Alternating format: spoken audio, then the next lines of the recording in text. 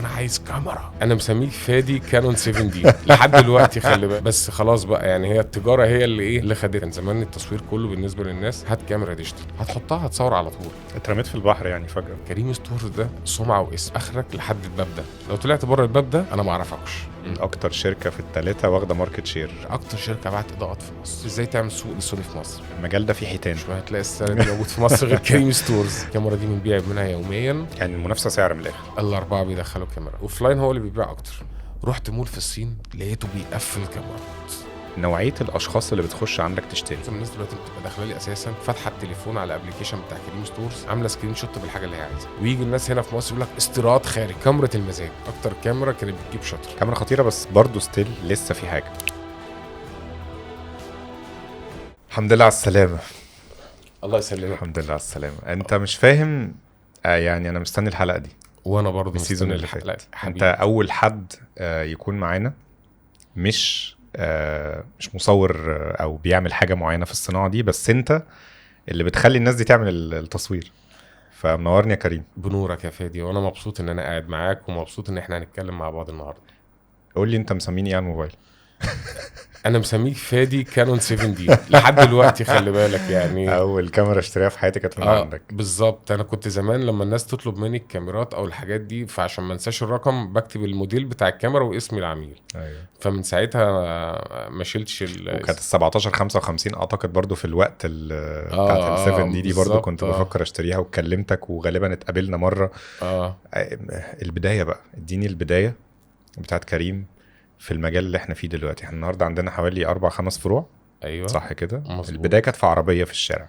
لا، هي بص، البدايه خالص في المجال ده ان انا لما جيت نزلت مع والدي في سنه 2000، نزلني معاه في الشغل بتاعه. كنت اول مره اشوفه، ومره واحده قال لي تعالى معايا معرض فوتوكينا في المانيا. حلو. فروحت معاه المانيا. دي كانت اول مره.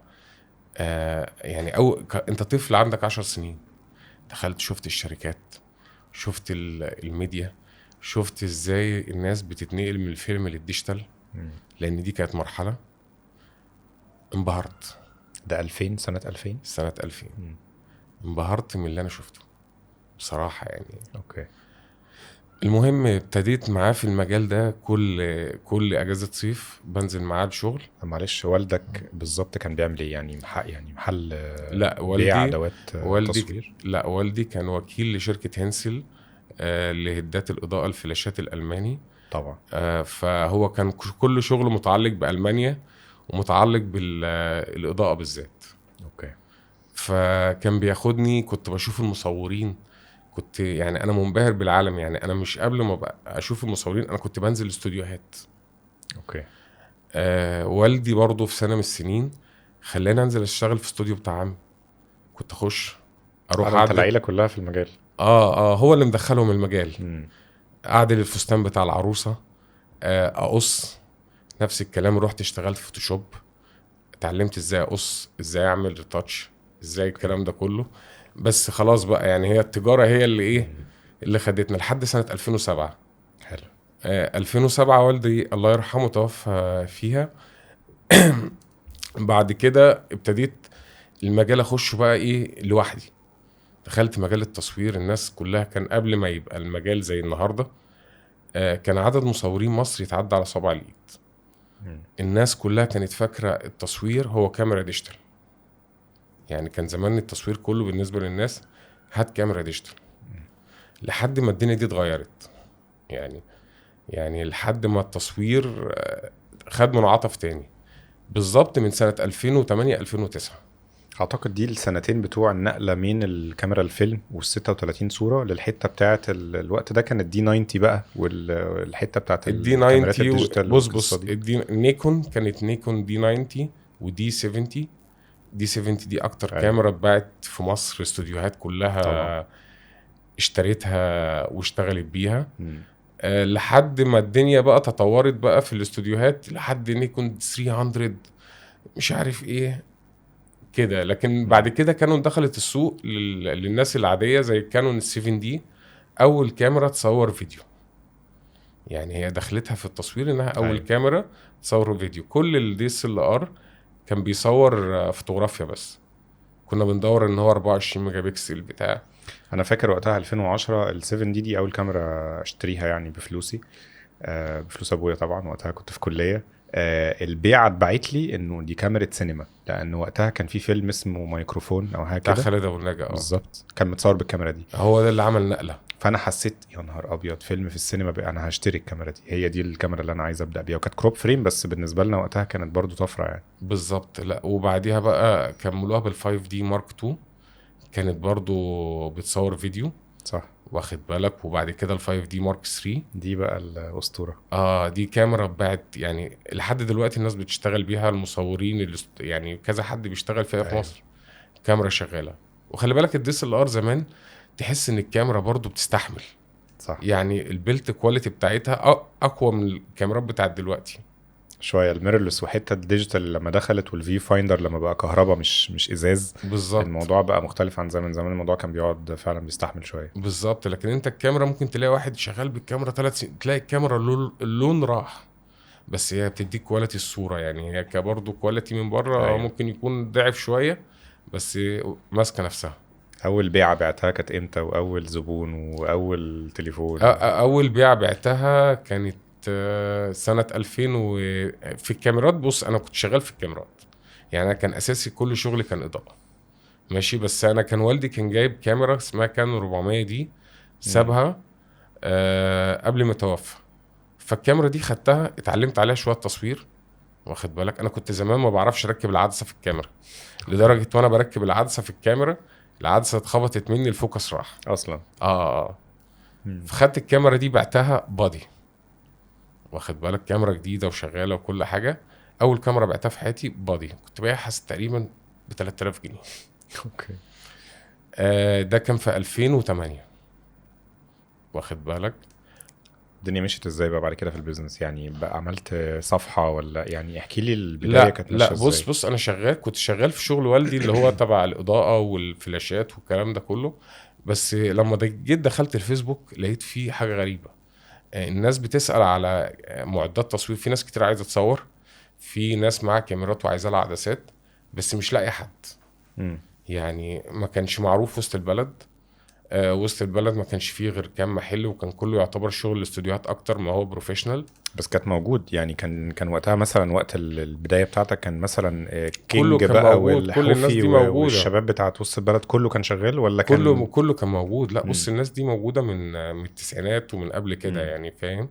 بس في ناس عادية، يعني مش لازم يبقى بتاع الاستوديو هو عارف الناس دي فين. اوكي. لكن البني ادم العادي اللي بيحب التصوير ما يعرفش الناس دي فين. وبالذات ان انت دلوقتي السوشيال ميديا ما كانتش موجوده زي النهارده. صح.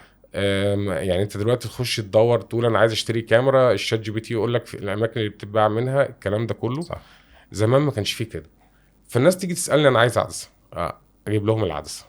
عايز كاميرا اجيب لهم الكاميرا، عايز اي حاجه اجيب لهم. فالموضوع ابتدى معايا لا الناس عايزه، لا انت لازم يبقى عندك بضاعه وستوك وتشوف الناس دي عايزه ايه. وهل كنت وقتها بتجيب من المصدر، يعني بتجيب من الشركه نفسها ولا بتجيب من تاجر جمله؟ لا انا كنت بنزل اشتري من المحلات بتاعت وسط البلد يعني، وتحط مارجن وتبيع. يعني الناس اللي احنا يعتبر منافسين لبعض دلوقتي انا كنت زبون عندهم. اوكي. واخد بالك. ويعني دي حاجه تشرفني ان انا كنت زبون عندهم النهارده بنافسهم، وبعدين احنا كلنا حبايب يعني الدنيا افضل. دي كانت البدايه فكره طب انت حاسس ان موضوع باباك ده اداك زقه خطيره؟ يعني لو موضوع مثلا ان انت كنت بص عايز اقول لك على حاجه، كنت هتخش في المجال؟ لا هو السبب في المجال لان يعتبر ده حلم والدي ماشي. بس هي الفكره كلها ان انت خدت اسمه. يعني انا والدي اسمه سيد عبد الله. الراجل ده موجود في من المجال ده في الثمانينات، معروف اسمه. فانت واخد ارضيه، يعني هو اللي وداك السلم وقال لك اطلع. فانا عملت زي ما هو قال لي. يعني هو الراجل موصيني على الشغل، وانا حبيت المجال لان انت لو ما حبيتهوش مش هتديله. يعني انا قعدت مثلا قعدت اتعلم سنين قبل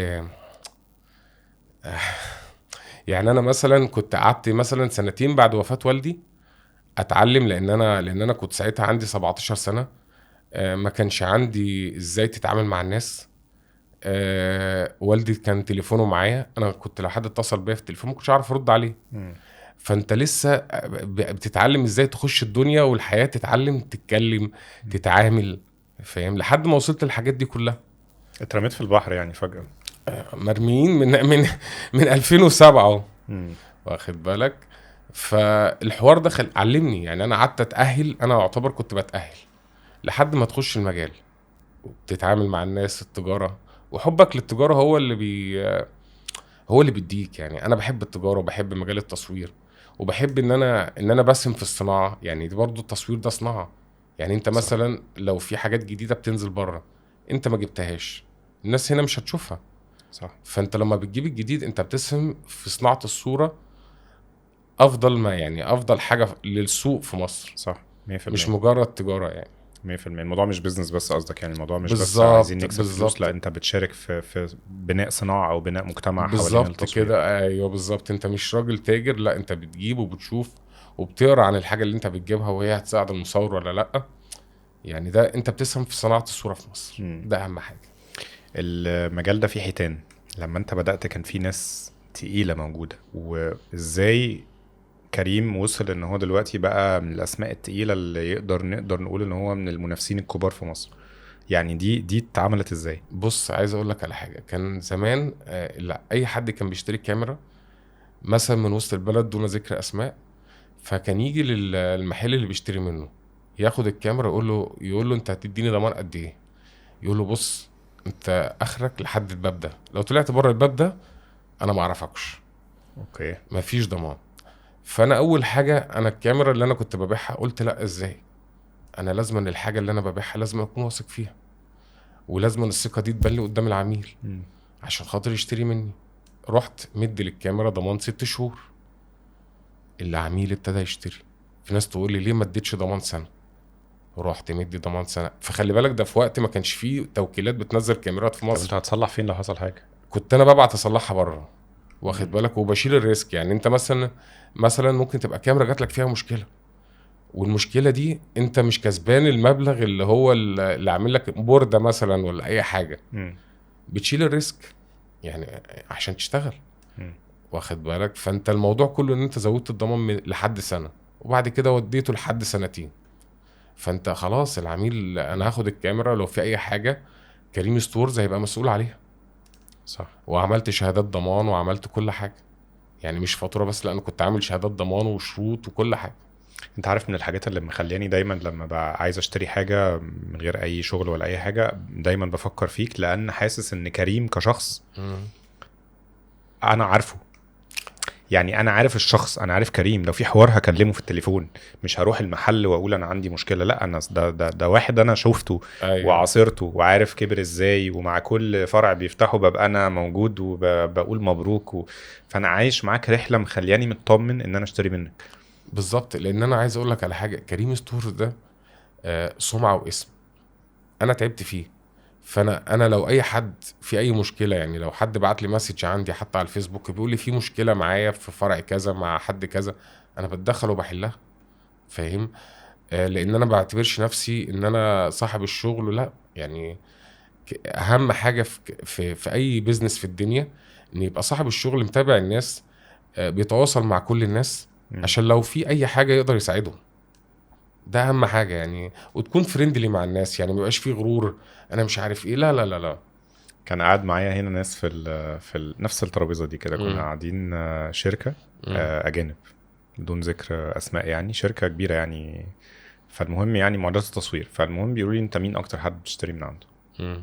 ناس كلهم جنسيات مختلفه يعني. فقلت لهم رقم واحد يعني كريم، وبعد كده كذا، وبعد كده كذا. فقال لي ايه ده طب اشمعنى كريم؟ مم. قلت لهم كريم انا حاضر قصته من ساعة ما بدأ في التصوير، وكنت بقابله في العربية في الشارع يسلمني الحاجة، مم. لحد ما النهاردة ربنا يوسع عليه عنده فرع و2 و3 و4 و5. مم. فهزوا راسهم كده وابتسموا لبعض، مش فاهم، واضح ان كان في حاجة بيتكلموا معاك في حاجة، فلما جات الاسم فاهم قصدي. مم. فالناس دايما بتبقى عايزة، انا بقى وسط مصورين، وسط ناس استهلاكيين بيشتروا كاميرات، عايزين يحسوا ان هم مطمنين لو حصل اي حوار هلاقي حد اكلمه. بالظبط، بالذات في المجال ده، لان هي الكترونيات في الاخر، وارد الخطا وارد ان يحصل حوارات، وانت اكيد عاصرت ده في شركات كتير. انا عايز اقول لك على حاجه، انا اهم حاجه دي خدمه افتر سيل بعد العميل، يعني واخد بالك، وانت تواصل مع صاحب الشأن او صاحب البيزنس ده حقك، يعني فاهم. وبعدين احنا الحمد لله، يعني انت بتقول لي ناس اجانب، انا كنت ابتديت في مصر هنا، انا الحمد لله كنت ببيع لكانون ونيكون والناس دي، انا لقيت نفسي بتعامل مع الشركه نفسها، يعني الناس نفسهم الموظفين بتوع كانون ونيكون بيجوا يتعاملوا معايا دايركت، وبيسمعوا مني ارائي في السوق، يعني بياخدوا كلامي في السوق دلوقتي، عكس ما كنت انت زمان لسه بتبدا ومحدش عارفك وفاهم، ولسه عايز الناس كلها تعرفك. هسألك سؤال وجاوبني عليه بصراحه. واسالني يلا. 2026 مين اكتر شركه في الثلاثه واخده ماركت شير؟ كانون، سوني، نيكون؟ اكتر شركه سوني، تاني شركه كانون، تالت شركه نيكون. حلو. بس سوني واخدينها في حاجه واحده. بص انا عايزك تشرح لي. الترتيب ده بيختلف، خلي بالك. كانت من فتره كانون، ايوه وبعد كده نزلت. ايه اللي حصل، وازاي سوني عملت اللقطه دي؟ بص، هي سوني اول حاجه مركزه على الالفا A7 III والاي 7 4 وبما فوق. حلو. وسوني كلت حته الفيديو في السوق، يعني سوني دلوقتي الناس كلها بتقول لك انا عايز اجيب سوني عشان السوق كله سوني في الفيديو. كانون كانت هي اللي واكله الموضوع ده طبعا. ماشي. سوني هي اللي كلته ودخلت بكاسه الفيديو، لان الفيديو دلوقتي هو اساس الشغل، يعني انت مثلا لو بتبيع للفوتوغرافر والمصور الفيديو، لا انت هتبيع للتصوير الفيديو اكتر من الفوتو يعني. فده قلب الكيان. لكن كانون في قصه الكاميرات اللي هي الكروب سنسور والكاميرات الصغيره، لا هي نمبر 1 لحد النهارده، واخد بالك، اللي هي زي مثلا R8. لا الار 50 والار 100 والار 8 برضو، واخد بالك، والحاجات دي كلها الفئه دي لحد 60,000 جنيه هي قويه جدا في البيع فيه. بس في الفيديو لا، سوني هي اكتر واحده بتبيع فيه. نيكون راجعه. لا يعني انا عايز اقول لك على حاجه، انا قابلت السي اي او بتاع نيكون، جالي فرع مصر الجديده، ده اللي مسؤول عن اسيا وافريقيا وكذا حاجه. فالمهم جيت قلت له، سالت سؤال، قلت له هو انتوا ليه اشتريتوا ريد؟ قال لي انا هجاوبك على السؤال ده بعد سنه. قلت له خلاص هستنى سنه وهسالك السؤال. فقابلته بعد سنه، كان ساعتها نيكون زد ار نزلت. قال لي دي اجابتي للسؤال. وهم عملوا كاميرا جامده جدا. انا حضرت عرض سينما في دبي، فيلم كله متصور بيها.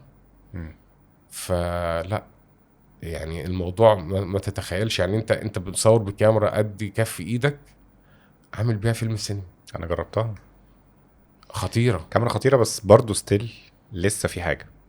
ما هو هم هيعملوا، يعني انت مثلا هم عاملين زد ار، هيعملوا لسه الاحدث، هيعملوا فئه تنافس الاف اكس 6. فيعني هم مش هيبتدوا في الحته دي بس. اوكي. طب من رايك ايه اللي خلى انا بشوف ان 2019 دي كانت نقله من الدي اس ال ار للميرورلس. اللي لحق بدري هي سوني، يعني سوني اللي عارف اللي هو ايه، نطت في الاتوبيس الاول. بص سوني، هقول لك قصه سوني في الميرورلس. سوني بقى لها قبل ما نيكون وكانون تخش بقى لها 10 سنين في الميرورلس. تروح تقول لكانون نيكون تعالوا معانا ميرورلس، يقول لك لا احنا دي اس ال ار. تعالوا معانا ميرورلس، لا احنا دي اس ال ار. لحد ما هم جم معاهم ايه، ميرورلس. ساعتها انا بقى ايه، قلت بس انا لازم ادخل سوني في السوق. كانت سوني في مصر عباره عن سوني اس 7 اس 2 مثلا، صح، ما فيش اكتر من كده. صح. قلت لازم ادخل سوني في مصر. لقيت شركه سوني بتكلمني، فبتقول لي احنا عايزين نتعامل معاك وكده. قلت لهم خلاص انا ما عنديش مشكله. قالوا لي احنا عايزين نعمل سوق لسوني في مصر. قلت لهم ماشي خلاص تمام. جيت انا بقى فكرت، قلت ازاي تعمل سوق لسوني في مصر؟ لازم يبقى ليه العدسات تبقى موجوده، الاكسسوارز تبقى موجوده، البطاريات تبقى موجوده. انت بتجيب براند لازما تخدم عليه اكسسوارز، يعني انت عشان خاطر العميل لو حب يحتاج اي حاجه يلاقيها موجوده زي الكانون. فده اللي ساعد ان هو عمل سوق سوني، ان انت تيجي تلاقي الفلاش بتاع سوني، تلاقي العدسه اللي انت عايزها، تلاقي البطاريه، تلاقي الشاحن، تلاقي كل حاجه. فساعتها بقى انا قلت اركب سوق سوني، لان خلاص يعني الناس دي سابقه عن كانون ونيكون، واخد بالك. كان ساعتها كانون لسه عامله كانون الار ونيكون لسه نازله بالزد 6 والزد 7. فقلت ايه ده، لا ده اللي جاي سوني. وانا كان عندي حق ان هو اللي كان جاي سوني بعد كده. يعني انت ما كبرتش، ما قلتش لا الميرورلس ده هياخد هوجه كده ويمشي واحنا مكملين دي اس ال ار وبتاع، ولا كنت حاسس ان المستقبل رايح في الميرورلس بجد؟ لا المستقبل، بص المستقبل على طول رايح يعني المستقبل بيتغير. يعني مثلا كان زمان الكاميرات الفيلم دي كانوا يجوا لك لا مفيش ومش عارف ايه وبتاع لدرجه ان احنا كنا زمان يعني لما والدي كان بيبيع هنسل كان بيبيع مع حاجه اسمها بروجيكتور. البروجيكتور ده كنت بتجيب له سلايد كان بيبقى عباره عن خلفيات وتحطها عشان تقف وتلاقي الخلفيه بقى وراك فندق، وراك الاهرامات، وراك اي حاجه. فده كان ده اخرهم في السوق. لما جه بقى الديجيتال يخش، كان عندنا مشكله في مصر. المشكله ازاي؟ ان انت هتجيب الكاميرا الديجيتال تصور بيها، بس الناس مش عارفه فوتوشوب. الناس مش عارفه ازاي تخرج الصوره دي ما عندهاش جهاز كمبيوتر اصلا. يعني سودي ما كانش عنده جهاز كمبيوتر بتاع. فانت الموضوع اتغير. كان الاول لك لا لا لا، في ناس استمرت تصور فيلم لحد ما في الاخر غيرت وراحت للديجيتال. نفس الكلام الناس اللي بيصوروا دي اس ال ار هيجي عليه وقت ويغير خلاص. يعني انت لو هتتكلم في نيكون ولا كانون بقى لهم 7 سنين ميرورلس. أيوة. يعني طب في اكتر من كده. الميرورلس بيتباع لحد دلوقتي في السوق بس في المحافظات اكتر. انا هموت وافهم ليه. هم شايفين هو في ناس تقول لك انا عايز كاميرا، امسك كاميرا كبيره، فاهم يعني. فهي في ناس كاميرا، لكن انت الميرورلس انت الكاميرا بقت قد كده يعني. بس الكواليتي والفوكس واللي بيحصل دوت، ولسه حد ماسك ويقعد بقى صوره ان فوكس وصوره اوت اوف فوكس هيغير نفس الكلام. عايز اقول لك على حاجه، نفس الكلام مثلا في كاميرات الفيديو. في كاميرات فيديو اسمها 2500 و1500. انا صدقني لسه بشوفها وفي افراح كبيره جدا لحد النهارده. الكاميرا كبيره تحطها على كتفك، مع ان انت لو رحت جبت كاميرا زي دي جي اي بوكيت وحطيت لها وايرلس مسكتها ومشيت بيها كده، كواليتي احسن، هتاخد كواليتي احسن. يعني فاهم السوق واحده واحده هيتغير. بس هو في ناس تقول لك ليه يا عم، اصل هو شايفه بقى شايل كاميرا كبيره وبتاع. مش هو اهم حاجه الكواليتي. يعني انت اهم حاجه الكواليتي بتاعك، ماسك كاميرا كبيره كاميرا صغيره. بس هو خلاص السوق بيتغير. يعني انت مثلا اللي ماشي بكاميرا فيديو ده سنه ولا سنتين هيتغير. ليه بقى؟ لان هو هيجي العميل يقول له الكواليتي اللي انت حاطه ده انا مش عاجبني، انا عايز الكواليتي اللي هو مثلا ال6K ال4K. لان الحاجات الكاميرات دي ما بتصورش كواليتي حلو يعني، مش ايوه صح، مش انبهار يعني. صح. طيب وحته الميرورلس انت كنت شايف وقتها انه خلاص سوني هي اللي راكبه يعني خلاص؟ ده طبيعي، لان انا كنت في معرض فوتوكينا في المانيا ساعتها في 2018. كان الحوار ده في 2018. لقيت الدنيا مقلوبه، فاهم. بس بعد كده عرفت لا هي سوني اللي جايه، لانها يعني خدت شوت كبير، خدت تكنولوجيا، سبقت. هي الفكره ان انت الشركه سبقت. ايوه صح. فلسه كانون ونيكون قدامهم وقت عقبال ما يوصلوا له. بس ممكن الماركت يتغير. الماركت طول عمره بيتغير. يعني انا كان الماركت زمان من 2010 لحد 2020 كان كله كانون. سوني دخلت من 2019 ماشي. احنا لو هنتكلم في السوق دلوقتي هو 50-50 يعني. كانون وسوني يعتبروا 50-50 في الحته بتاعتهم، لان كانون ليها وجود اكتر من سوني في مصر يعني. في قصه ايه؟ بس في الميرورلس ما اعتقدش. لا مش في الميرورلس. يعني ايه بس فاهمني بالظبط؟ يعني حاسس ان ممكن الاقاليم لسه معاهم ال5 دي مارك. لا الاقاليم كلها شغاله كانون. خلي بالك كانون ايه، دي اس ال ار ولا كانون ايه؟ وفي ميرورلس كانون برضه. الار 6 مارك 2 بتتباع الاقاليم كتير جدا. يعني هو بينقل برضه ايه، هو بيحب الحجم. خلي بالك حجم الار 6 مارك 2 تحس ان هو قريب شويه للميرورلس، للدي اس ال ار قصدي. الدي اس ال ار شويه يعني فاهم مسكتها بس بالظبط كده. هي الفكره في المسك. لكن انت دلوقتي كانون ار 6 في هي السوني السي 50، هي السوني الاف اكس 3، نفس الديزاين، شال فيو فايندر ونفس الكاميرا ونفس كل حاجه. صح. بس انا هقول لك وجهه نظري، قول لي انت صح ولا غلط. حاجتين او 3 حاجات اللي خلوا المنافسه بالشكل ده وخلت سوني في الحته دي بالشكل ده دلوقتي. رقم 1 العدسات. لحد النهارده لسه كانون مش مديه البرميشن الكامل للشركات ان هي تنتج لها عدسات ار اف نظيفه تركب عليها. بص كانون يعني انا دي حركه انا ما حبيتهاش. كانون فتحت الار اف للكروب لما لقيت الكروب ما بيتباعش كتير، فقالوا لك لا خلاص سيجما، تامرون، ساميانج، اي حد يقدر يعمل نفس الكلام. عاملينها قافلينها في الفول فريم. ده غلط. هم بيدوروا ان هم يبيعوا عدسات اكتر. بس هم لو فتحوا الشهاده للشركات التانية سيجما وتامرون هيبيعوا كاميرات اكتر. صح؟ طبعا 100%. انا متاكد هم بصراحه غلطانين. وانا من ساعه ما عملوا الحوار ده انا بنضايق يعني، فاهم؟ سوني اي شركه في الدنيا يعني، انت دلوقتي في شركات عدسات كتيره طلعت جدا، اي ماونت. بالظبط. فهم وبعدين مثلا ما هو سوني بتبيع جي ام، وعندها جي ام خطيره برضو. يعني انا ببيع سوني جي ام، يعني اي حد بيشتري كاميرا سوني بيشتري معاها سوني جي ام. واخد بالك؟ بس في كله في كاتيجوري. صح. يعني في ناس مش قادره تجيب العدسه دي، فبتجيب العدسه ال 24 70 سيجما، يعني حسب اللي هو محتاجه يعني. صح 100%. الحاجه التانية اللي حسيت ان سوني دخلت على الماركت خطيره في حته ان هي هنعمل ورك شوبس، هنعمل توكس، هنعلم الناس، هنعمل ورش، هنيجي الفادي وهنروح لعلاء وهنروح معرفش لمين ونعمل نوعي الناس ونخليهم يجربوا الكاميرات. الاوفلاين اكتيفيتيز بتاعت سوني مرعبه. سوني نمبر 1 في الماركتينج للسوني في مصر يعني. بصراحه سوني بتدور يعني بتقدم، يعني كانت الاول عايزه تبيع، عايزه تفرش السوق، وهي فرشت السوق. دلوقتي هي بتدور على عميل تديله تعلم العميل اكتر، وازاي يستخدم كاميراتها، وازاي يطلع نتيجه افضل. وده بيزود المبيعات. ما هو ده انت في خدمه يعني. انت كانون كانت عامله كده، كانون اكاديمي، بس مش زي مش ورك شوب مع فادي ولا مع محمد علاء ولا مع اي حد. لا سوني مبهره في موضوع الورك شوب ده حقيقي اكتر من كانون ما بتعملش ورك شوب. ما انا هو ده يزعل كانون مني يعني. بس هو سوني وجودها في الارض اكتر من كانون. الاكتيفيتي اللي هي بتعملها ده بيجيب لها سيلز اكتر، بيخلي الناس تحب البراند وانها تشتريه اكتر يعني. ده افضل حاجه يعني. خلينا بقى متفقين ان كده الثلاث شركات كده شركات كبار، وكده الثلاثه كاميراتهم قريبه من بعض يعني. اللي هو انا كانون وانا عارف اللي هو ايه. ايوه موضوع يعني الزمالك بالظبط. الموضوع قريب في الاخر. بس في الاخر اللي هيلزق في دماغ المصورين هو البراند اللي اولا بيساعده ان هو يكبر ويعلمه ان هو يكبر ويديله خبره ويسهل له الخدمات اللي حوالين الموضوع.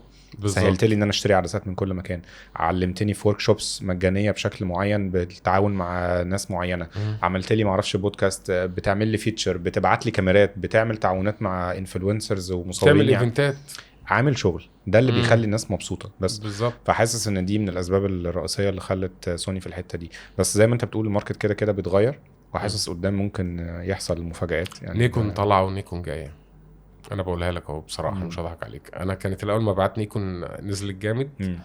لا نيكون دلوقتي مبيعاتها ابتدت تطلع. يعني مثلا نيكون الزد ار الجديده دي، في واحد قارنها بينها وبين الاف اكس 3، قال لك انا عايز اخد 6 كي رو. الاف اكس 3 مش تديني 6 كي رو. صح. فبالتالي الناس بتدور على الامكانيات اكتر ما بتدور على البراند ده ماسك ايه، عشان خاطر يعرف يطلع الكواليتي اللي هو عايزه 100%. وابتدت الماونت بتاع، اعتقد في ماونت بقى يركب عدسات سوني عليها كمان. ففي ناس انا اعرفهم شخصيا معاهم عده سوني عادي جدا، وجابت البادي ده بس خليته في شنطتها وبتركب عليه عدسات سوني. فيلتروكس باين الماونت او حاجه. فيلتروكس بيركب على الاي ماونت كله بيركب عليها بالظبط. فسهلت الدنيا شويه. وب 5000 جنيه يعني، فاهم؟ يعني مش. والكاميرا عليها اوفر اصلا دلوقتي يعني، حاسس نزلت جامد برضه. انا منزلها ب 99000 جنيه. مش هتلاقي السعر ده موجود في مصر غير كريم ستورز. في كذا حد فعلا. خلي بالك لا سعرها نزل جدا. وبعدين مش من سعرها نزل انها وحشه، لا هي نيكون عامله بروموشن انها عايزه تبيع منها وتفرش السوق. يمكن في حاجه جايه قريب تاني يا مسهل. بس هو الجديد على طول كله لو هينزل شهر 9 اللي جاي. يمكن فعلا اخر السنه دايما بيحصل مفاجآت. طيب خلينا نسيبنا من الميرورلز دلوقتي وخلينا نروح لحته الاكشن كاميراز، لان ده عالم لوحده. بالظبط. ايه اللي بيحصل في حوار الاوزمو والقصه دي؟ بص احنا اول حاجه هنتكلم في الاكشن. اللي اخترع الاكشن كاميرا جو برو. حلو. جو برو اخترعت الاكشن كاميرا، دخل عليها دي جي اي وانستا عملوا اكشن كاميرا زيها. حلو. جو برو خلاص ما بقتش جو برو بتاعت زمان. الشركات التانية الصينية ابتدت تعمل حاجات اقوى منها وتدي فيوتشر اكتر. بقوا ماسكين ماركت شير جامد جدا في السوق. صح. يعني دلوقتي الكاميرات اللي هي الكاميرات الاكشن 5 والاكشن 6 بتبيعها اكتر من الجو برو. لان دلوقتي الشركات الصيني خلاص يعني. انا عايز اقول لك على حاجه، انا ما كنتش متوقع ان في شركه صينيه تعمل كاميرا. كان زمان انا ما كنتش متوقع حاجه زي كده. الموضوع ده كان موجود مع اليابانيين، فالدنيا اتغيرت. انا حاسس ان الاوزمو بوكيت 3 دي كانت طفره. الاوزمو بوكيت 3 دي عملوا فئه كده، الفئه دي ما كانتش موجوده. يعني الفئه دي كانت الاوزمو دي كانت شركه دي جي اي زمان عملتها. فاكر الاوزمو الكبيره، الكاميرا الكبيره اللي هي بالجيمبل دي، كان في كاميرا عاملينها زمان للاوزمو بوكيت بس كانت كبيره. ابتدوا يطوروا بقى، عملوا بوكيت 1، بوكيت 2، بوكيت 3. بوكيت 3 دي بقى هي اللي ايه، اللي عملت لهم اسم في السوق. مبيعات مرعبه. مبيعاتها كبيره جدا. انت دلوقتي كاميرا كرياتور كومبو معاها المايك بتاعها، يا دوبك هتحط الكاميرا على المكتب وتصور. حبيت تسافر هتسجل فلوجات خفيفه سهلة. في الايد، في السفر، في كل حاجه. طب ليه الناس بتشتريها ما تصورش بالموبايل؟ يعني انت شايف ليه الشخص اللي بيجي يشتري الكاميرا دي عندك انت بتشوفه مين؟ يعني احكي لي عن مواصفاته. بص، يا اما كونتنت كرياتور، يا اما واحد بيسافر، يا اما اي حد عادي. انا نفسي خدت الكاميرا دي، كنت انا في معرض B&E في بكين ده، خدت الكاميرا صورت بيها. كواليتي، هتاخد كواليتي. تاني حاجه ان انت هيبقى معاك مايك يسجل صوت معاك كويس جدا في التصوير بتاعك. وتالت حاجه سهله، هتحطها هتصور على طول. أوكي. مش محتاج يعني، وبعدين اللي بيستخدمها ما يبقاش فوتوغرافر، ما يبقاش واحد يعني فاهم جدا، واحد عايز يخلص. يعني افتح الكاميرا، اعمل الشاشة، انت داير خلاص. خلاص كده الموضوع، تعمل كده تقعد تتحرك معاك بقى. تحفة. وانت شايف المستقبل فين في الحتة دي؟ لان برضو في منافسة خطيرة بين انستا و 360 والاوزمو ودي جي اي. بص يعني هي دي جي اي اوزمو هي النمبر 1 لحد دلوقتي في البيع. يعني هم عملوا البوكيت 4، الكاميرا دي بنبيع منها يوميا. ده بيدل على نجاحها يعني. وهم خلاص هم كلوا حتة من السوق في قصة ان هم عملوا حاجة للاوزمو اكشن والبوكيت. نفس الكلام انستا 360 احسن كاميرا بتتباع 360 الاكس 5. ايوه واخد بالك، هم برضو واكلين حته من السوق. كانت براءة اختراع برضو وقتها ان انت تجيب كاميرا تصور كل حاجه حواليك وكده، دي ما كانتش حاجه موجوده. ده كان زمان في حاجه زي كده بس مش بكواليتي.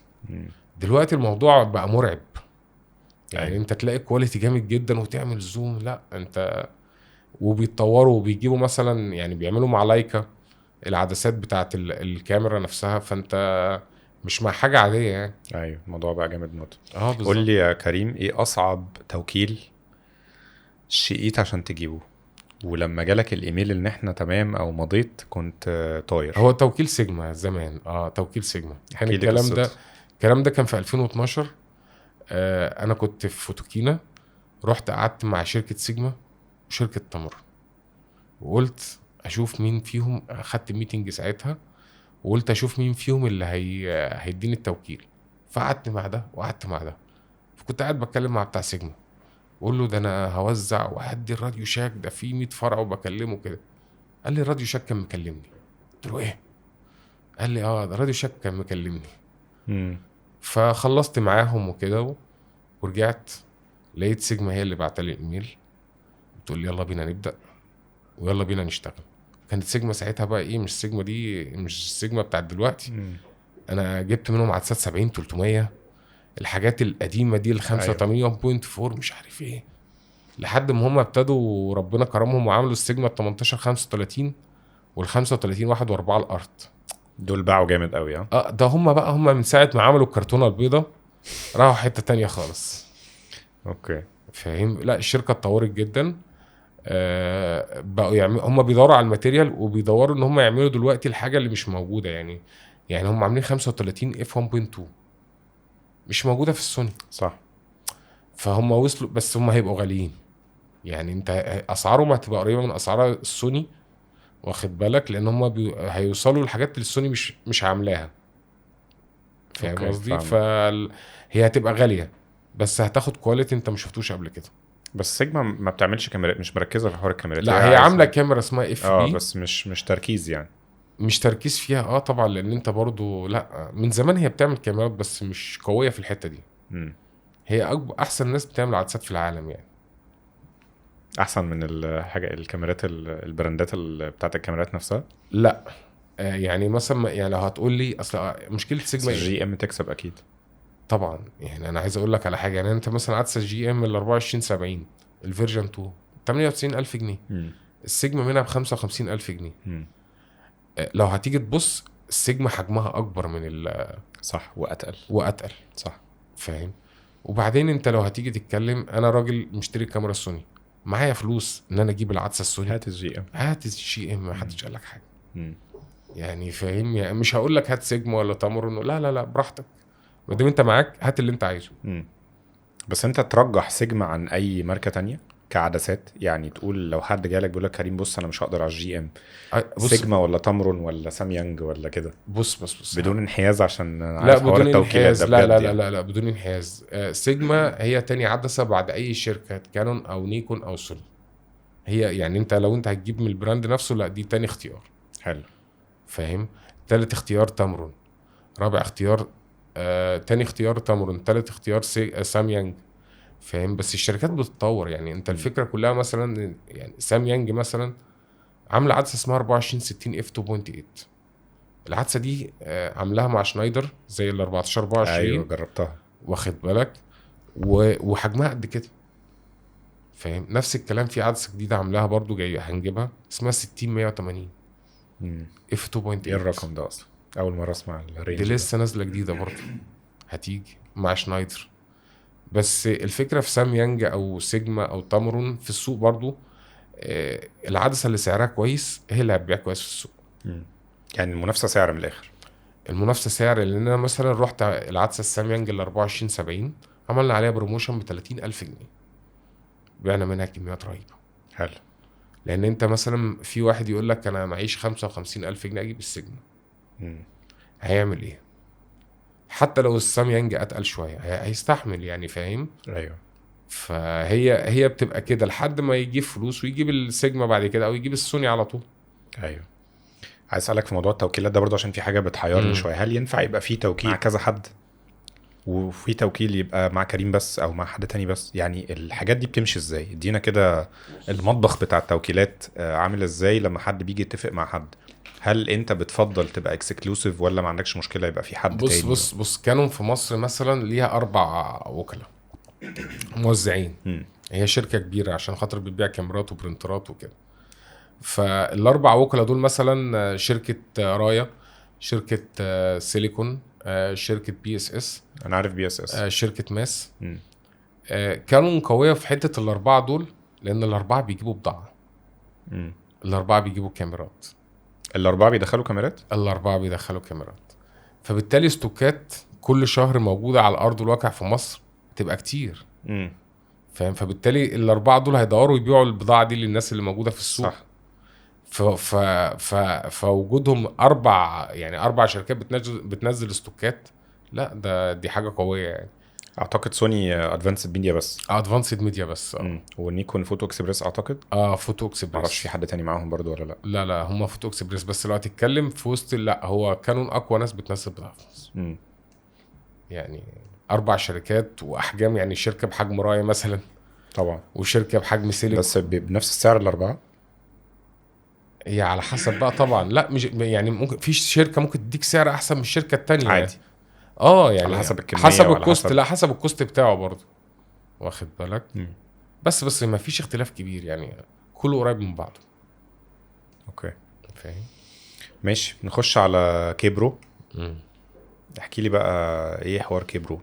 عامه انا عارف القصه دي، انه خلينا نشرحها للناس سريعا. في حاجه اسمها في البيزنس عامه فكره الوايت ليبل. يعني ايه وايت ليبل؟ يعني انت تروح لمصنع في اي بلد، تقول له انا عايز انتج عندك اصنع لدى الغير، هصنع عندك بس اللوجو بتاعي والبراند بتاعي هيبقى على المنتج دوت، وانا هديك المواصفات واطمن ان انا يعني الدنيا تمام. خلاص. كذا حد في مصر ابتدى يعمل القصه دي، بس كيبرو دايما بحس ان لا، هو داخله مختلفه كده، في حته مختلفه. فاحكي لي الدايره دي مشيت ازاي، والفكره جات لك منين، وبداتها ازاي؟ بص انا كنت الاول كنت بفكر اعمل منتجات عندي. يعني انا بقول مثلا ليه ما يبقاش عندي المنتجات باسمي. قلت افكر اعمل كريم ستورز. فجيت عملت قبل كده خيمه تصوير وكتبت عليها كريم ستورز. فقلت لنفسي مش هينفع. انت لو هتدور ان انت تتوسع وتكبر، ما فيش محل في الدنيا او ستور او اي حد يشتري منك مكتوب عليه اسم الستور بتاعك. فقلت طب اعمل ايه. رحت فكرت قلت لا انا عايز اعمل براند. براند جديد خالص بعيد عن كريم ستورز. فجيت فكرت فقلت طب ما تسمي كبرو. فهو كبرو دي اختصار كريم برو يعني هي طبيعي والاسم سهل ولذيذ وحاسه يعني حتى انا طول عمري لما بدور على اسامي بدور على الاسم السهل، يعني ما تبقاش اسم صعب عشان خاطر ما يتنسيش. فجت الموضوع معايا كده، رحت عملت شنط، عملت كذا حاجه، لا ابتديتها شنط اكتر يعني. الشنط دي كانت بتتصنع في مصر؟ في مصر. بعد كده ابتدى الموضوع معايا، قلت طب ما اعمل حاجات تانية. رحت عملت موديفايرز اوكتات بارابوليك كبرو. دي في الصين بقى؟ دي في الصين. وبعديها بشويه بقى رحت قلت لا انا هخش في الاضاءه. انت عندك الناس في مصر محتاجين اضاءه باسعار كويسه، وانا بصراحه قدامي موديلات كتير، يعني انا بدور على الموديل الكويس والكواليتي الكويس. يعني انا قدامي ان انت ممكن تلاقي اقل كواليتي في الصين ولاد لذين. لا في الصين بيقول لك انت معاك كام وانا اعمل لك اللي انت عايزه بيه بالظبط يعني. فاهم؟ تنقي اقل كواليتي، وبعدين لو عملت كواليتي وحش ده هيأثر في اسم البراند بعد كده، وفي اسم المحل وفي اسم المحل. يعني انت بتتكلم لو انا مثلا ببيع كبرو دي وحشه، واخد بالك، وكريم ستورز، فانا ببيع حاجات وحشه. صح.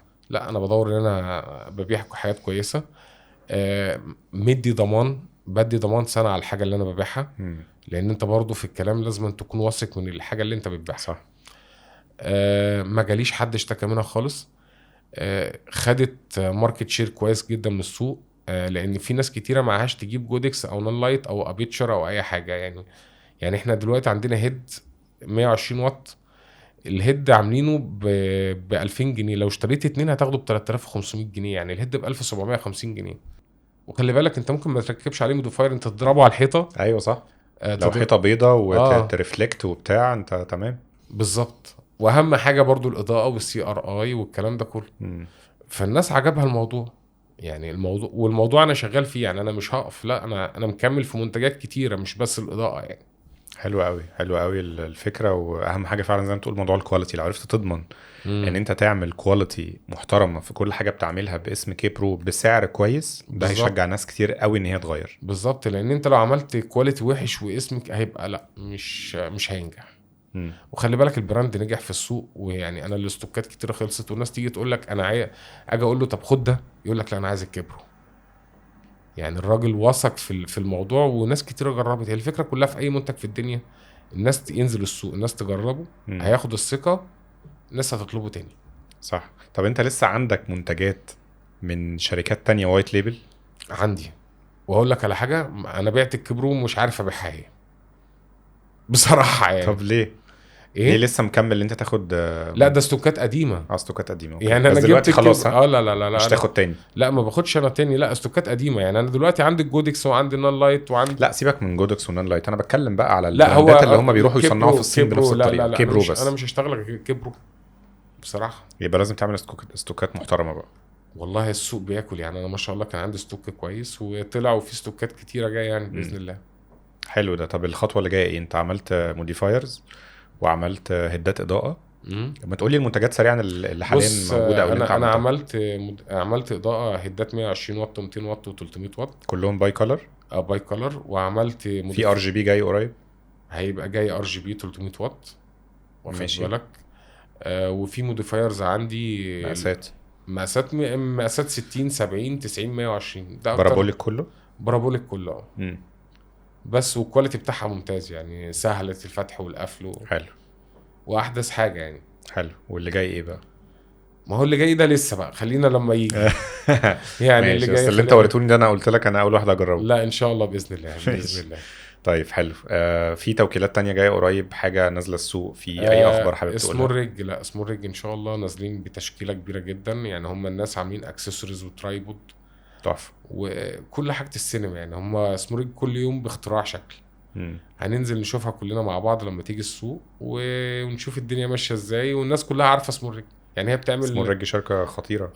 احسن ناس في الكيتجات، احسن ناس في البطاريات. يعني البطاريات الفي ماونت الناس بتاعتها، خلي بالك البطاريات دي جايه جدا. يعني ناس كتيره دلوقتي بتصور بالكاميرات بتحط بطاريه في ماونت، بطاريه عشان توصل الشاشه والدامي باتري في الكاميرا ومن المايك بالظبط. فتحفه. لو انت جبت الكيج دي وعملت تظبيطه كده ليها بشكل او باخر هتبقى. لا ما تقلقش، كل الجديد جاي. هتبقى بيعة خطيرة. طيب حاجة دايما برضو بتراودني، لان انا بحب اعرف دايما انت اللي بتشوف الماركت ماشي فين. بيخش لك في كل يوم، انا من الناس القليلة اللي انت بتقعد بنفسك، انا بروح دايما الاقيك في المكان قاعد بالذات في فرع مصر الجديدة. نوعية الاشخاص اللي بتخش عندك تشتري، قول لي اشهر 3 يعني.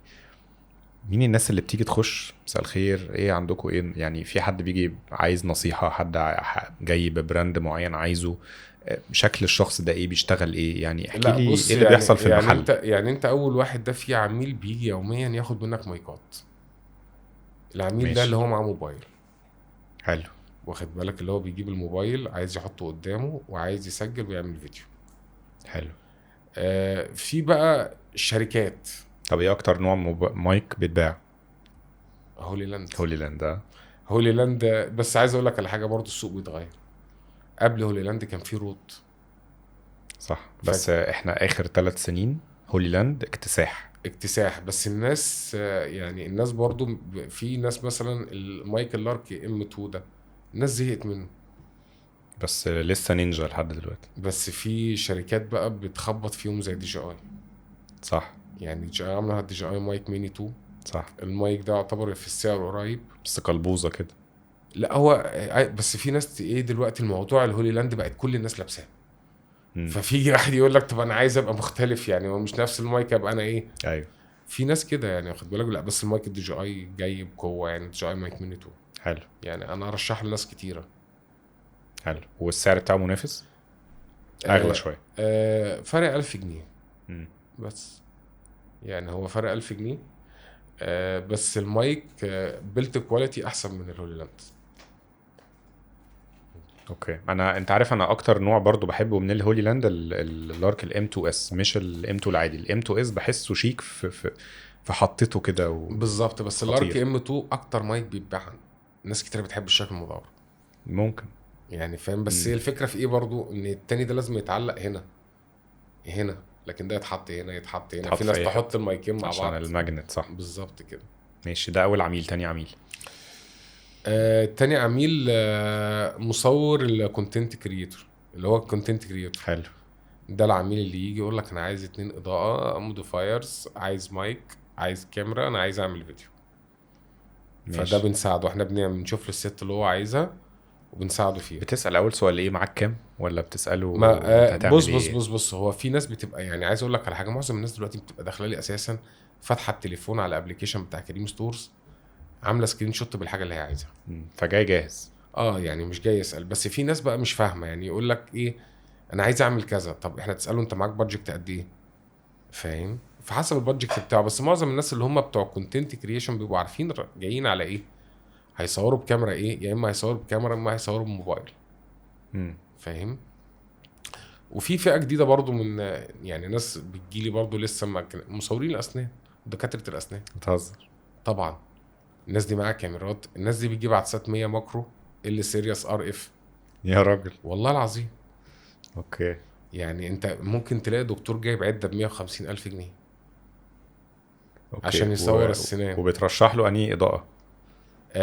لا هو ما بياخدش اضاءه، هو بيستخدم الرينج فلاش البودكس او التيم فلاش، هو مش محتاج اكتر من كده. التوين فلاش اللي بيتحطوا على العدسه من قدام كده بالظبط كده. هو مش محتاج اكتر من كده، بس هو بيختار العده دي، تك خلص الكلام على كده على طول. حلو. ده عميل السنان. طب مين تاني؟ عملاء تاني في بنات؟ الميك اب ارتست.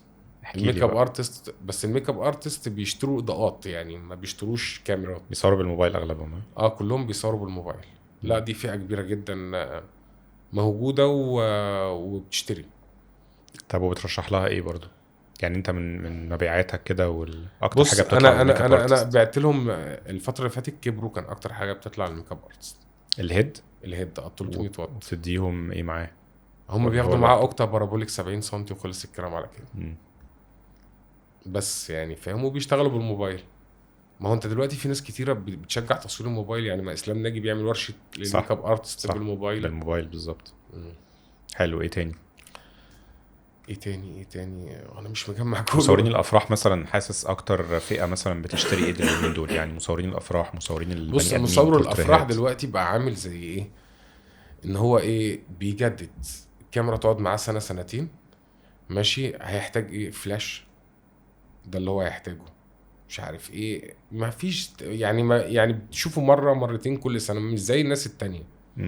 يعني مصور الافراح دلوقتي ايه الفكره في الشغل معاه؟ هو كاميرته معاه بالعدسه اللي معاه والفلاش.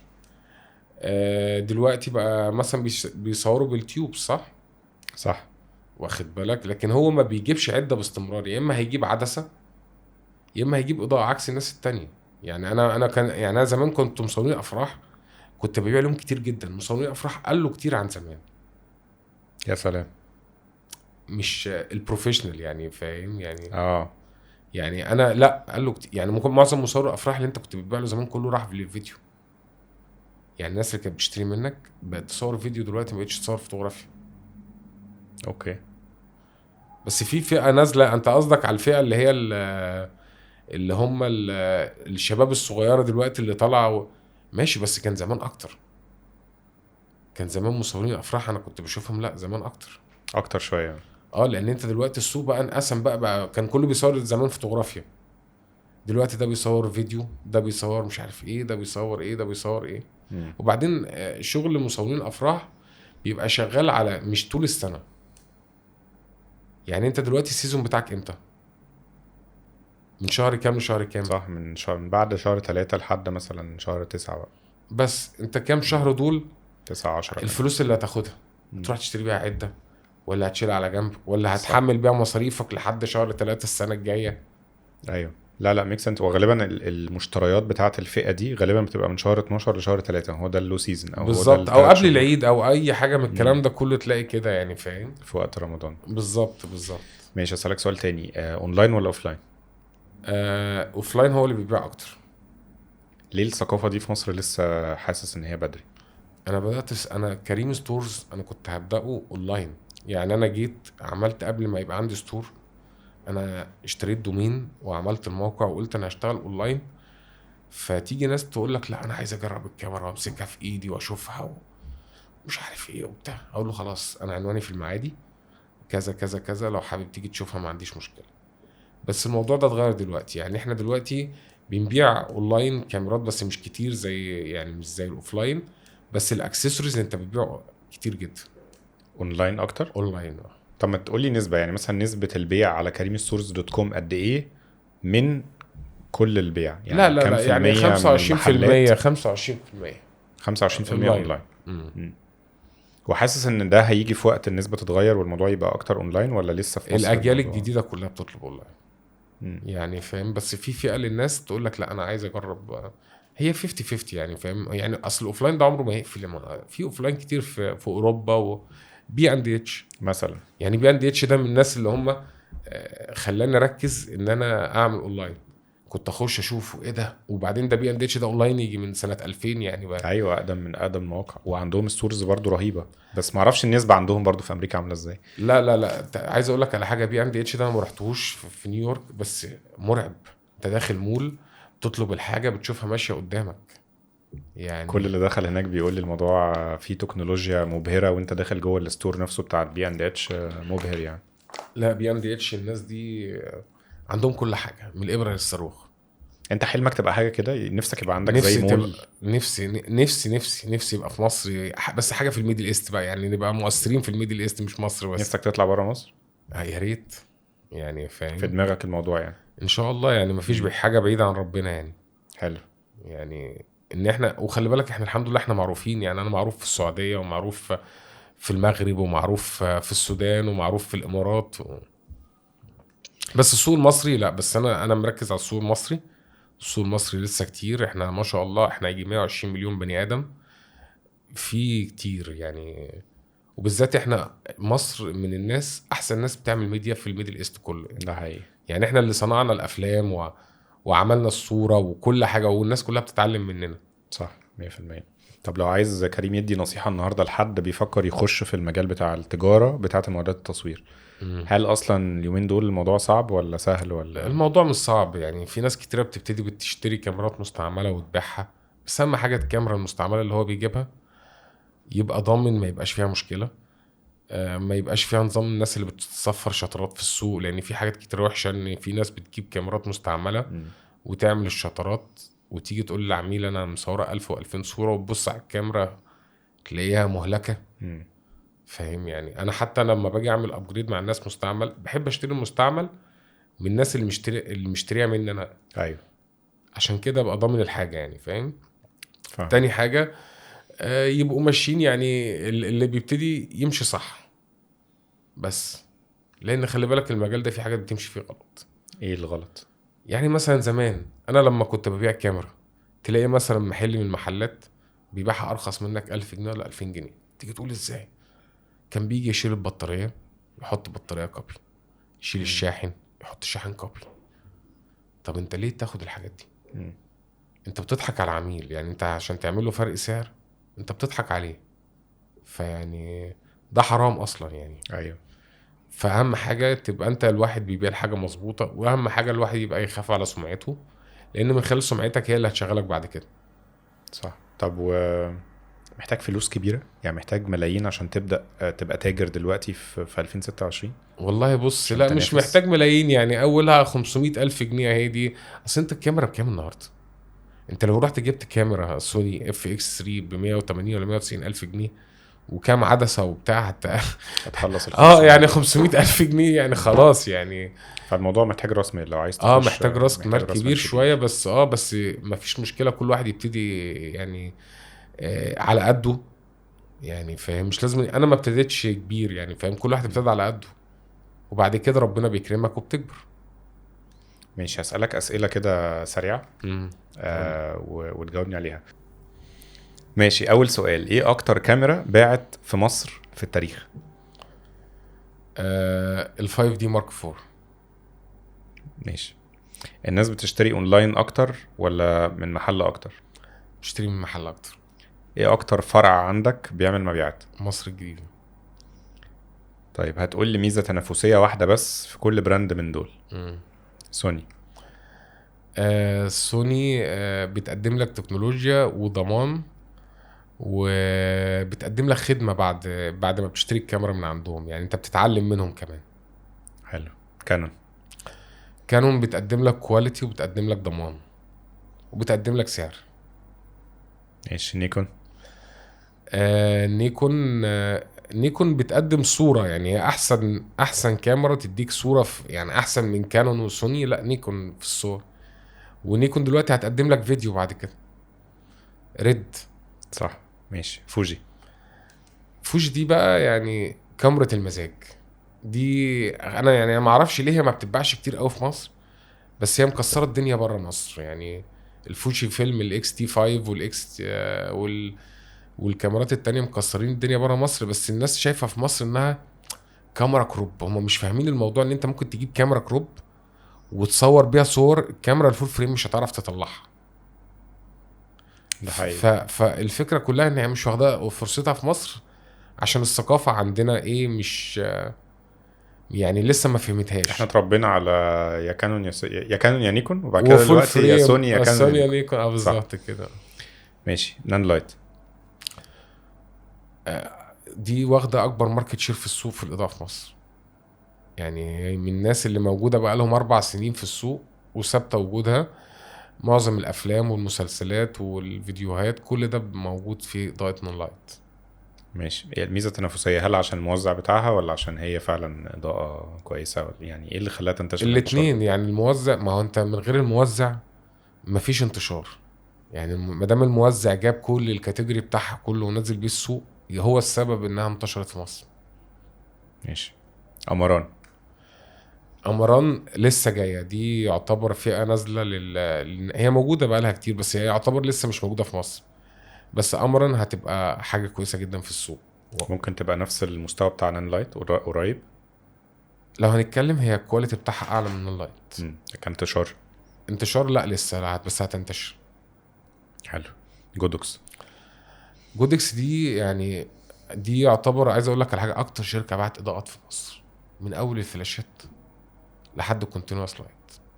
بصراحه مش هضحك عليك يعني. الشركه دي مفيش حد في مصر ما يمسكش فلاش جودكس. صح. فلا هي الشركه دي قويه جدا. دخلت مجال السينما يعني. هي المفروض دلوقتي عندها شغل كونتينوس لايت زي نان لايت وزي ابيتشر. صح. عامله حاجات 5000 واط وكده. بس هي في السوق نون لايت هي اللي واكله الدنيا منها، بس هي موجوده جودكس في الفوتوغرافيا الفوتوغرافيا هي التوب متهيألي في الفلاشات. مفيش حد نون لايت مش بتعمل، سبيد لايت مش بتعمل فلاشات. انا لسه جايب الهيد ال 800 برو جديد بتاعها، يعني ما حدش عمل هيد ببطاريه 800 واط يعني. كان اخر حاجه الاي دي 600 صح؟ لا دلوقتي دخل في ال 800 والسوق بيتغير طبعا. بس هم دلوقتي بقوا ماسكين حته ايه تطوير الفلاش للفوتوغرافيا، يعني كل الشركات راحت كونتينوس، يعني هم بقوا واخدين القياده تقريبا، يعني ما بقاش في يعني مثلا كان في براند برون كولر هينسل صح مش عارف ايه كل الكلام ده، لا هم دلوقتي بقوا هم يغيروا ويطوروا التكنولوجيا وينزلوا لنا بحاجه جديده. صح ماشي. اكتر كاميرا نزلت كان فيها مشاكل وبتروح صيانه كتير؟ سوني 7 4. ليه؟ ما اعرفش، بس اكتر كاميرا كانت بتجيب شطر. طب ليه برضو؟ مش عارف بقى يعني يعني ما اعرفش، مثلا الجو بتاع مصر اثر عليها مع يعني برضو حاجه غريبه. فعشان تفسيرك لا اصل لازم يكون في تفسير. بص التفسير بتاعها انا ما اعرفوش، اصل ما فيش حاجه اسمها ايه يعني البضاعه اللي بتنزل مصر هي بتنزل العالم كله. يعني مثلا سوني لما بتعمل كاميرا، الكاميرا اللي بتنزل في المانيا هي اللي بتنزل مصر، عشان بس نبقى حاطين نقطه في حاجه زي كده، لان مش معقول سوني مثلا الفلوس اللي بتصرفها في الماركتينج هتبوظ الايمج بتاعتها انها تنزل كاميرات فيها مشاكل. صح. بس انا عن نفسي كلمتهم على المشكله دي، وهم تقريبا حسنوا الموضوع لما نزلوا السوني 7 5 يعني. ال 7 5 انا اشتريتها كاميرتي دلوقتي ما خطيره بالظبط. ما فيهاش المشكله وبعدين دي، بس هتجنن من الاي 7 4. ماشي السوني 7 4 ما فيهاش مشكله ما دام انت معاك ضمان ما تقلقش ماشي. وخلي بالك في ناس بيطلع لها المشكله دي، في ناس لا مش كله يعني. انا كان معايا كاميرتين، واحده واحده لا. شفت بقى انت محظوظ. بس بجد ولا لا القديمه ولا الجديده؟ القديمه هي اللي لا. بس يبقى هم كان عندهم مشكله في الباتش بتاعهم وفي الصناعه نفسها. على ضمانتك الكلام ده؟ على ضمانتك. اصل انا الخواجه بتاع سوني كان قاعد معايا امبارح. يعني فعلا هم بيقولوا كده فعلا كان في باتش نزل. لا انا اللي بقول كده، انا اللي بقول انا ما لا انت اصل انت بص ما دام بتقول لي في واحده الكاميرا القديمه ما فيهاش مشكله والكاميرا الجايه اللي فيها مشكله، يبقى في حاجه عندهم حصلت غلط هي اللي عملت معاهم كده. بس انت ما تخافش، لا انا مش خايف، انا كده انا سوني اصلا من 2019 وبغير كتير وموضوع ضمان انا ده بالنسبه لي افضل حاجه. انا ما مرشحش لحد يشتري كاميرات سوني من بره مصر ويجيبها. بالظبط. دايما بقول يا جماعه اشتروا من هنا، خد الضمان الوكيل. انت اولى بالسنتين ولا كام دلوقتي الضمان؟ سنتين مع ادفانسد ميديا. اي حاجه حرفيا بتحصل الدنيا تمام. وعايز اقول لك ساعات كمان لو في مشكله كبيره ممكن يدوك كاميرا تمشي بيها حالك. بص ده اهم حاجه.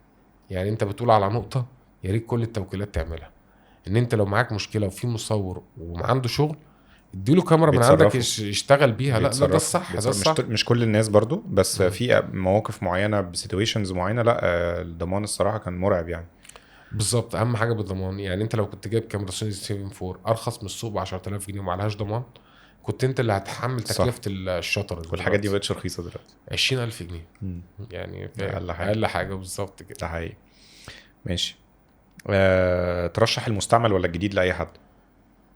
المستعمل لو هو يعني حاجه يعتبر كسر زيرو واخد بالك وانت عارف جايبها منين، يعني لازم انت تجيب من مكان موثوق منه، لان المستعمل في مصر ما بقى يعني في ناس. انا عايز اقول لك على حاجه، هديك حكايه. انا رحت الصين، رحت مول في الصين لقيته بيقفل كاميرات، كل الكاميرات، كاميرات الفيديو، كاميرات الميرورلس، كل حاجه. بيشتري القطعه ويركبها. هو اساسا بيبيعوا قطع غيار ولا انا عندي فيديوهات للكلام ده. عندي فيديوهات اماكن قاعده بتقفل كاميرات وكده، وتلاقي كاميرا تلاقيها زيرو. يعني تشوفها تلاقيها زيرو. والسعر؟ ما هو السعر هيبقى رخيص. الفكره كلها دي قطع غيار بتركب في بعض ويعملوا لك كاميرا في الاخر، ويجي الناس هنا في مصر يقول لك استيراد خارج. فاهم؟ وارد خارج. ايوه بالظبط كده. عامله 2000 شطر 1000 شطر. او في حد هيجيب كاميرا يصور بقى 1000 صوره ويبيعها؟ كاميرا مثلا غاليه ولا كاميرا. فخلي بالك من النقطه دي. حاول تشتري كاميرا كان واحد مشتريها من ستور وكانت عليها ضمان الوكيل، ايا كان الوكيل بقى كانون او نيكون او سوني، بس حاول تبقى تجيبها من مكان يعني، او واحد مثلا كان مشتريها من كريم ستورز او اشتريها من اي ستور تاني. بس حاجه تثبت كده، لان انا ما بقيتش اثق في الموضوع ده. انا بقول لك لو حد بيجيب لي مستعمل ما بشتريش حاجه غير الحاجه اللي انا بايعها انا. اصل الصراحه في لعب كتير ممكن يحصل لو انت مش عارف مصدر بالظبط الحاجة دي. بالظبط. ماشي. السؤال اللي بعده، انا سألتك السؤال ده بس عايزك تقوله لي بشكل اوضح. الخطوة اللي جاية ايه لكريم ستورز؟ يعني انت دلوقتي رايح لفين؟ هو بص، انا دلوقتي بجهز، انا فاتح في التجمع، بس ان شاء الله باذن الله خلال اسبوعين هتلاقوا شوروم اكبر مرتين ثلاثه عن اللي موجود في التجمع. حلو. انا هعمل فيه اكسبيرينس وهعمل فيه شغل عالي جدا. تاني حاجه، انا بدور في الاونلاين هو ده الحاجه اللي انا مركز فيها دلوقتي. حلو. يعني التوسع بتاعك هيكون فرع اكبر في التجمع الفترة اللي جاية؟ هو بالفعل اتعمل خلاص يعني. حلو. وتركز في الموقع بتاعك كريم ستورز، صح كده؟ ماشي. طيب افضل كاميرا مبتدئين 2026؟ كاميرا تصوير ايه بقى؟ ما هي حسب بقى. قول لنا فوتو وقول لنا فيديو، بس حد بيبدأ وعايز كاميرا بسعر كويس تديله امكانيات كويسة يبدأ بيها وبعد كده يغير. بص، هو عشان خاطر الناس بتوع اعلام والناس كلها اللي بتبقى طالبه كاميرات، في كانون ار 50 دي ب 39,000 جنيه. دي كاميرا جوكر، بتعمل معاك كل حاجه، بتصور معاك فوتوغرافيا وبتصور معاك فيديو. حلو. لو عايز تجيب كاميرا تصوير فيديو بس ومش عايز توجع دماغك، هات لك الدي جي اي بوكيت 4. يعني انت ترشح دي جي اي بوكيت 4 عن كاميرا ميرورلس؟ ما هو انت بقول لك انا مرشح 2 ار 50 ومرشح للفيديو دي جي اي بوكيت 4. انا ارشح الدي جي اي بوكيت 4 للفيديو بصراحه يعني. ماشي. كواليتي رهيب وسهله. بس ما فيهاش الحته بتاعت ان احنا نغير عدسه عزل مش عارف عامل ازاي. ما هو اللي بيجيب الكاميرا دي مش واحد بروفيشنال، يعني واحد عادي خالص ومش في دماغه ان هو يغير عدسات. وفي ناس تقول لك انا عايز اجيب كاميرا مش عايز ادفع فلوس تاني. فيها كل حاجه. فيها كل حاجه، جيمبل ومايك وعدسه وكله. بالظبط. ماشي. طيب افضل جيمبل حاليا قيمه مقابل سعر لحد مصور فيديو ومعاه كاميرا وعايز يشتري جيمبل؟ دي جي ار اس 5 كومبو. بس بص، دي اقوى شركه اخترعت حاجه اسمها جيمبل اصلا، هي دي جي اي. انا اول جيمبل جبته في حياتي دي جي اي رونين ام، اللي هو بدراعين ده. ايوه بالظبط كده. ايوه. كنت اول واحد في مصر جايبه. شفت بقى الناس دي كانت بالدراعين وصلوا معاك لحد فين؟ صح. فهم اللي معاهم التكنولوجيا وهم اللي بيطوروا ومفيش احسن منهم. هي دي جي الصراحه. انا اشتغلت مع كل البراندات، فاهم؟ مفيش افضل من دي جي اي. دي جي اي دي تعتبر زي الابل بتاع التليفونات، يعني شركه ابل. لا، دي جي اي دي تعتبر ابل بتاعه التصوير. تحفه. اخر حاجه نختم بيها، نصيحة للمصورين عامة، مش مجال معين، عايز نصيحة من راجل واقف قاعد فاتح محل بقاله كام سنة دلوقتي؟ لا يعني سنة.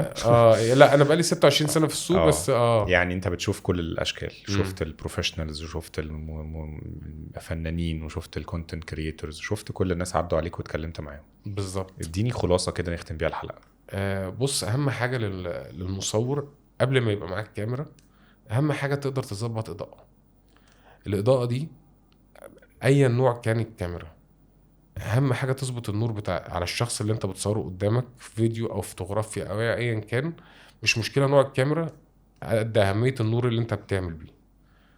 ده أكتر حاجة، دي النصيحة يعني. تصوير إضاءة، واخد بالك؟ كل ما تظبط الإضاءة كل ما هتعمل صورة أكتر. وبعدين الصورة بتعتبر رسمة، أنت اللي بترسم الصورة بتاعتك، فترسمها بخيالك. شكرا كريم حبيبي، تسلم لي. شكرا كريم، نورتني وميرسي انت جيت، وحلقه كانت خطيره. انا مبسوط ان انا كنت قاعد معاك النهارده. تسلم لي حبيبي. تسلم لي حبيبي.